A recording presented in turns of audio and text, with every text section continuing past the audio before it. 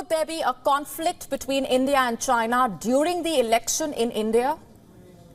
American spies could be hinting at such a possibility. The U.S. intelligence community has submitted its annual threat assessment report to the American lawmakers, and here's what this report says. It says there is an elevated risk of quote-unquote armed confrontation between India and China. What kind of armed confrontation? India and China are both nuclear states. India has just tested an MIRV technology-equipped intercontinental ballistic missile. In fact, today Indian missiles can carry multiple nuclear warheads. They can strike multiple targets at the same time. An armed confrontation with India could be disastrous. So what kind of armed conflict exactly is America hinting at? What makes American spies think that India and China are gearing up for conflict? Now, this report highlights the build-up on both sides of the LAC, or the line of actual control, since the Galwan skirmish. Remember, in June 2020, Indian and Chinese troops clashed. The People's Liberation Army had pitched tents on the Indian side of the LAC. Indian troops protested. On the night of June 15, the disagreement turned to blows. The clash lasted for almost 5 hours, involved at least 600 soldiers. The Chinese used nail-embedded clubs. Indian troops used fiberglass batons. Troops also threw stones at each other, but neither side opened fire. You see, in 1966, India and China had signed an agreement that forbade both sides from using firearms.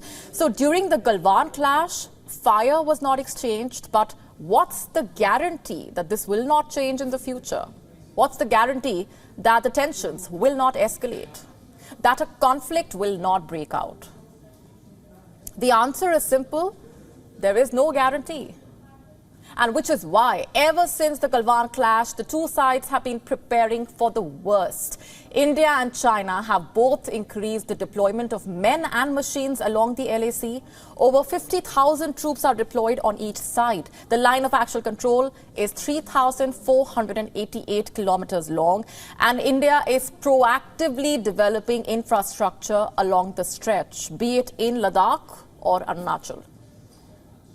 In September last year, India inaugurated 90 projects along the LAC, and among these projects were the Neoma Advanced Landing Ground in eastern Ladakh, which is the world's highest airfield.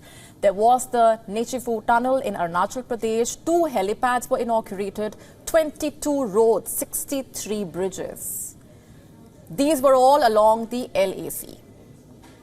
The projects were spread across 11 states and union territories and are worth some 2,900 crore rupees.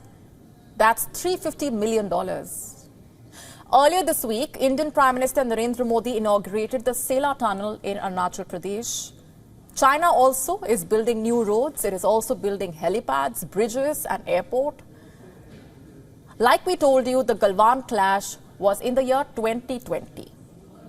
And by 2022, China had deployed a border regiment to the western sector of the LAC. This regiment was supported by 2 divisions of Xinjiang and Tibet military districts, with 4 combined arms brigade in reserve. What's the way forward? Will the LAC always remain tense? Always a clash away from a conflict? There have been 28 rounds of negotiations between India and China since 2020. But the question is, to what end? India is demanding a pre-April 2020 status quo, but is China interested? The US Intel report says, and I'm quoting, while India and China have engaged in bilateral border talks and resolved border points, relations will remain strained. Now here's a question. Whose fault is it? WION now available in your country. Download the app now. Get all the updates on the move.